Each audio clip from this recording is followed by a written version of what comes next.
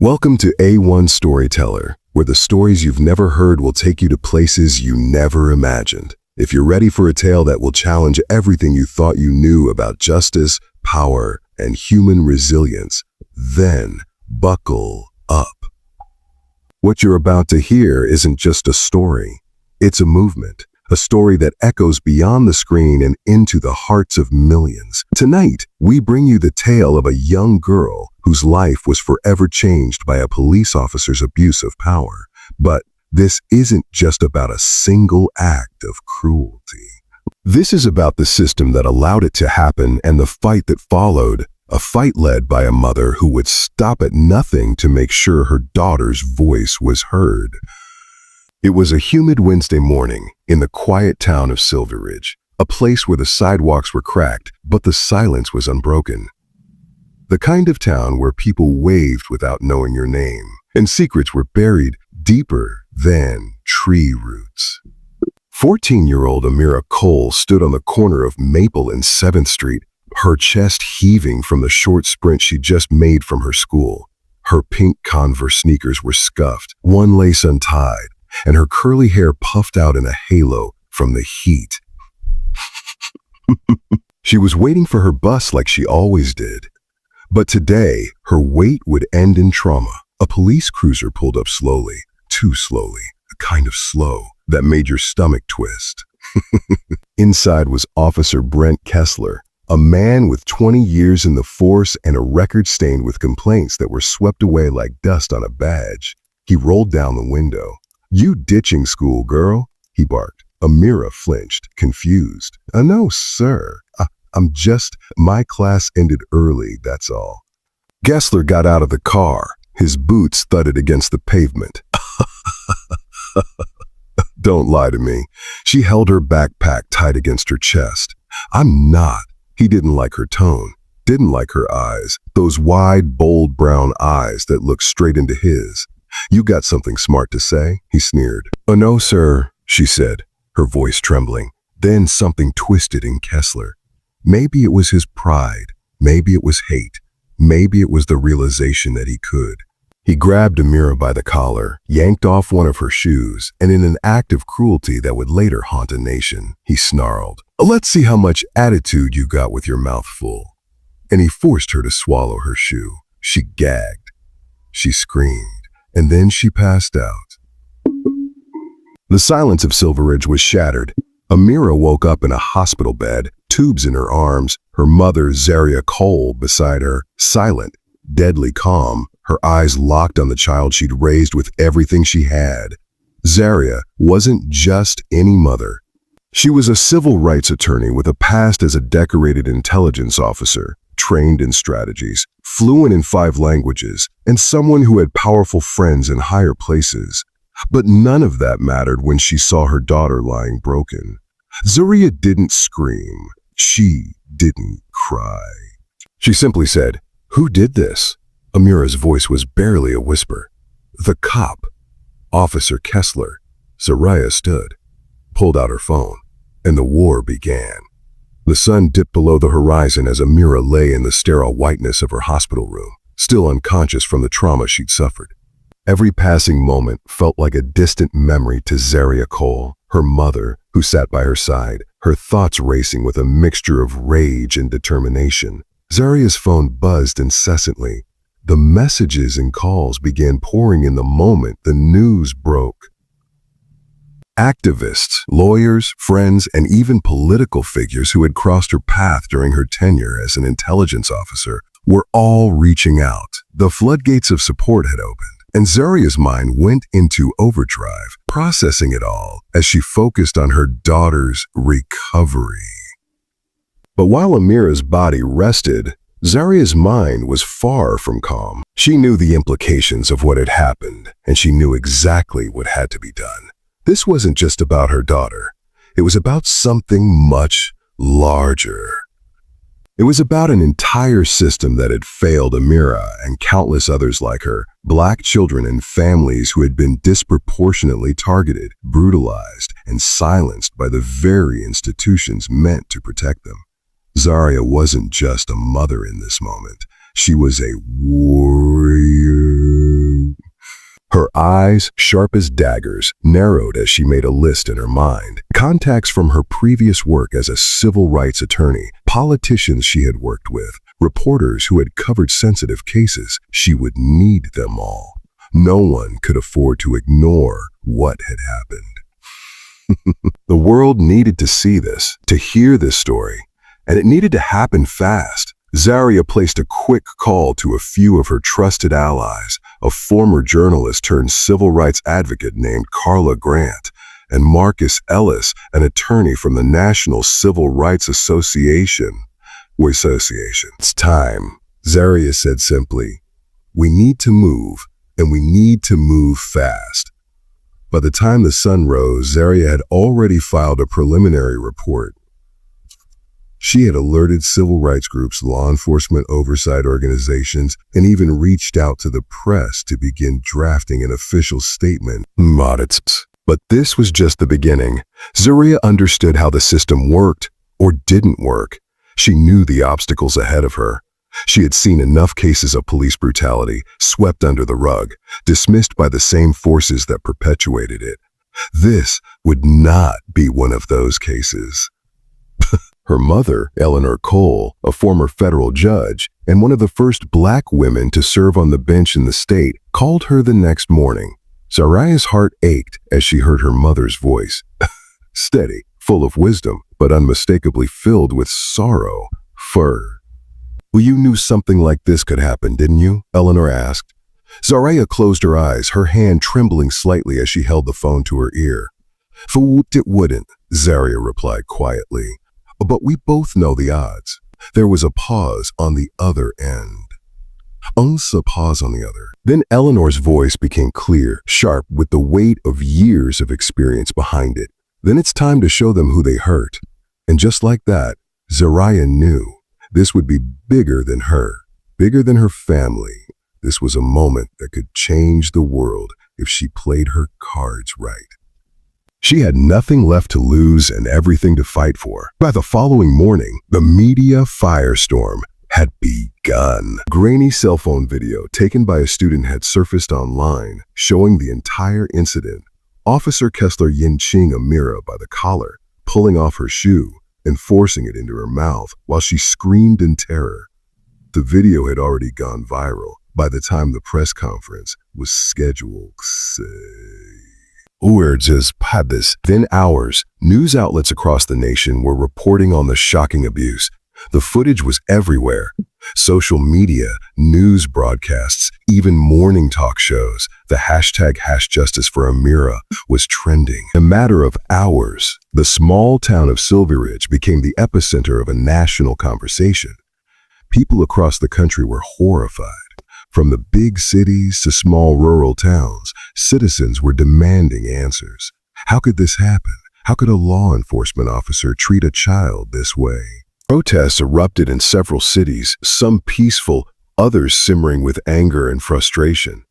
It was the kind of raw, unfiltered emotion that could no longer be ignored.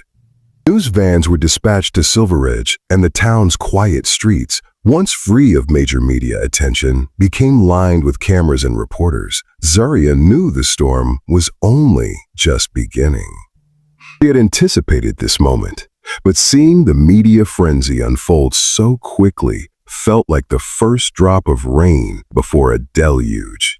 Pressure was on, and it was no longer just about Amira.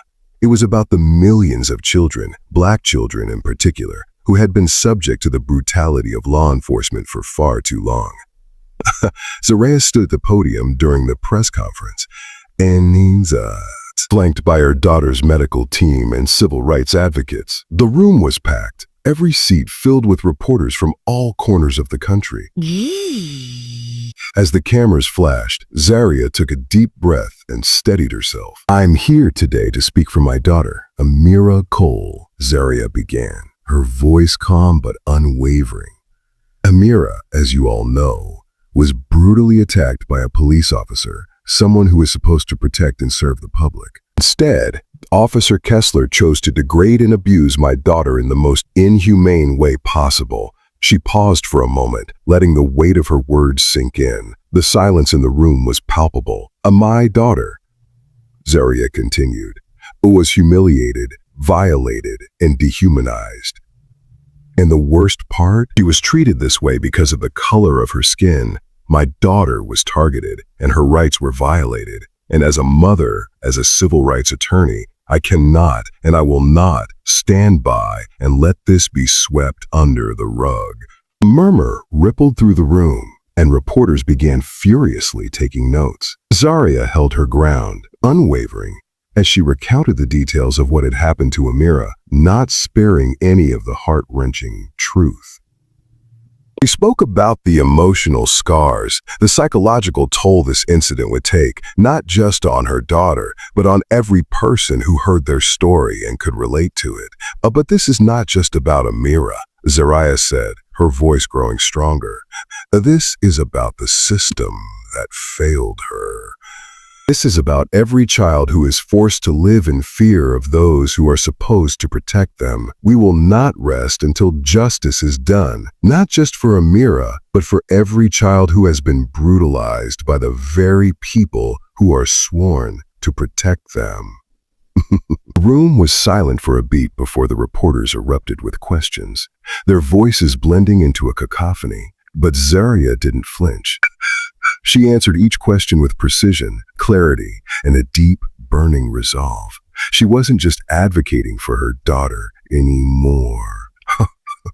She was advocating for a change that the entire nation needed to see. The media firestorm that followed was relentless. News vans camped outside the Cole residence for days. There were protests in multiple cities. Activists held rallies demanding not just justice for Amira, but systemic reform in law enforcement across the country. The story dominated the news cycle. Opinion pieces, editorials, and interviews with legal experts flooded the airwaves. So, as the national conversation continued to grow louder, Zaria knew the next phase was just beginning. The real battle would take place in the courtroom. But as she sat beside her daughter, watching her slowly heal, Zaria knew that no matter the outcome, their fight was far from over. News spread quickly across Silver Ridge like wildfire. It didn't take long for the entire town to be divided. The other half, however, was disgusted. They stood behind Amira and Zaria, demanding that the officer be held accountable. Kessler, once regarded as a pillar of the community, found himself a pariah. People who had once smiled and waved at him in the grocery store now avoided eye contact, crossing the street to get away from him. His colleagues in the Silver Ridge Police Department, while not publicly stating their support for him, didn't exactly offer much in terms of solidarity either. Many knew the reputation that Kessler had built, one full of questionable decisions and a temper that was often just a hair's breadth away from crossing a line. But this was different. Kessler spent the days following the incident in a fog of denial and guilt. At first, he thought the whole thing would blow over. A mistake, an isolated incident, just a child's word against his. But as the protests grew louder and the national media coverage became impossible to avoid, he began to see the gravity of what he had done. The suspension came swiftly, without pay. With an internal investigation promised, Kessler was told to stay away from the force while the department reviewed the incident. But he knew the writing was on the wall. The public outcry was deafening. The cries for justice couldn't be ignored. No matter how hard he tried to convince himself, it was all a misunderstanding. In the quiet of his home, Kessler's mind raced. He tried to reach out to friends, colleagues, even family members, but no one answered. The weight of isolation sank in. He had thought of himself as untouchable, someone who could weather any storm. But this was a hurricane. The court of public opinion had already rendered its verdict. And now the legal system would follow suit. Zaria wasn't playing games. She had spent years fighting for justice in the courts, but this was personal. She had no intention of letting Officer Kessler off the hook, and she wasn't going to allow the Silver Ridge Police Department to sweep this under the rug. By the end of the first week, Zaria had already filed a civil rights lawsuit against the police department and Kessler individually. The charges were extensive: abuse of power, excessive use of force, violation of constitutional rights, and racial discrimination. The lawsuit was thick with evidence, timelines, medical records, and testimonies from witnesses who had seen the incident unfold. Zaria knew the road ahead would be long. It always was when it came to cases like this, but her years of experience in the legal world gave her an advantage. She had the resources, the connections, and the unwavering resolve to see this through. National legal watchdogs took notice. Civil rights groups offered their full support. The case was soon picked up by major media outlets who saw the potential for it to serve as a landmark case in the fight against police brutality. Zaria, ever calm and composed, took to the front lines of the legal battle. She delivered a scathing statement to the press, condemning Kessler's actions and the system that had allowed it to happen. Her words were sharp, pointed, and designed to make people think, to challenge the status quo. While Zaria worked tirelessly to ensure that every legal angle was covered, Amira remained largely silent. She was dealing with her own healing, both physically and emotionally. Her mother kept her out of the spotlight, letting her find her strength and peace before stepping back into the public eye. The case was gaining momentum. Kessler, meanwhile, was preparing his own defense, but every step he took felt futile. His union offered a token amount of legal help, but even they began to distance themselves from him. The mounting pressure from the public, the media, and his colleagues made it clear that he wasn't going to escape the consequences of his actions. Zaria wasn't going to rest until Kessler had been held accountable. Across the country, the anger over what happened to Amira reached new heights. It wasn't just a case of police brutality anymore. It was a symbol of something far deeper.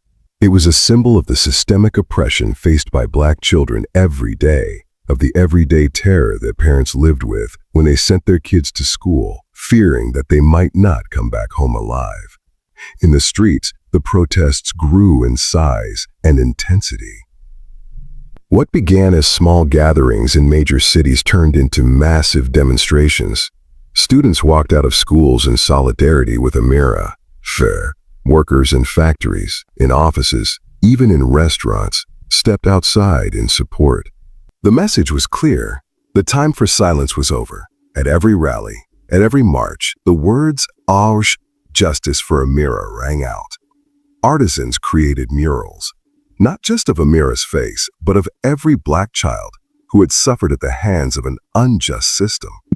The hashtag spread like wildfire, trending on social media, becoming a rallying cry not just for the Cole family, but for families across the country who had endured similar horrors.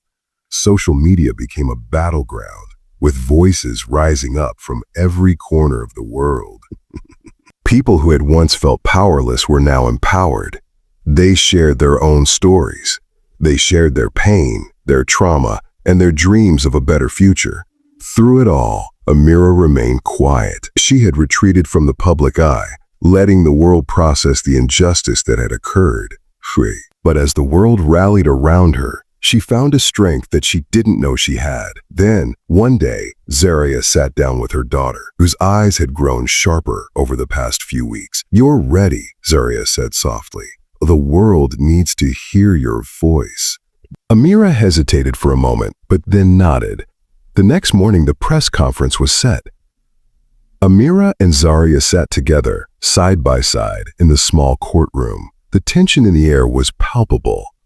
Kessler's defense team was ready to fight tooth and nail, and the prosecution had no intention of letting this be another case of a one bad apple. This was about more than just one man. It was about sending a message. The first witness to testify was Amira. She was nervous, but the strength she had gained over the past few weeks was evident.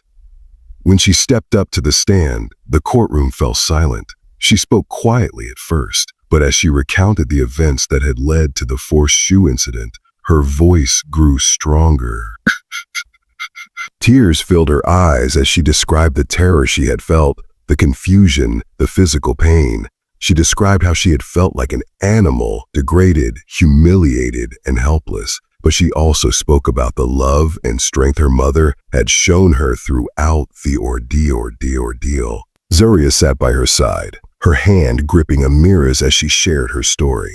The defense tried to undermine Amira's testimony, but her words were powerful.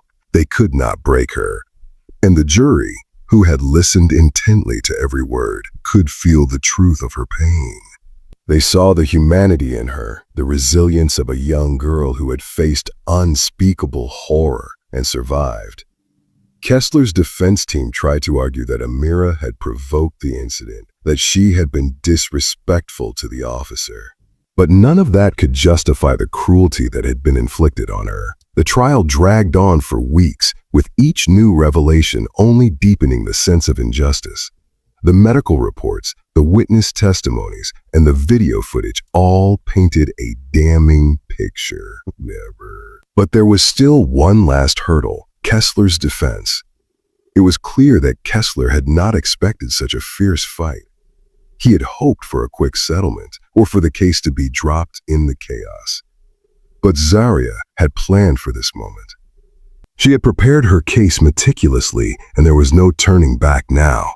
The jury deliberated for several days, but the outcome was clear. This time, justice would be served. The day of the verdict arrived with a kind of tension that made the air feel thick, suffocating. The courtroom was packed, as expected.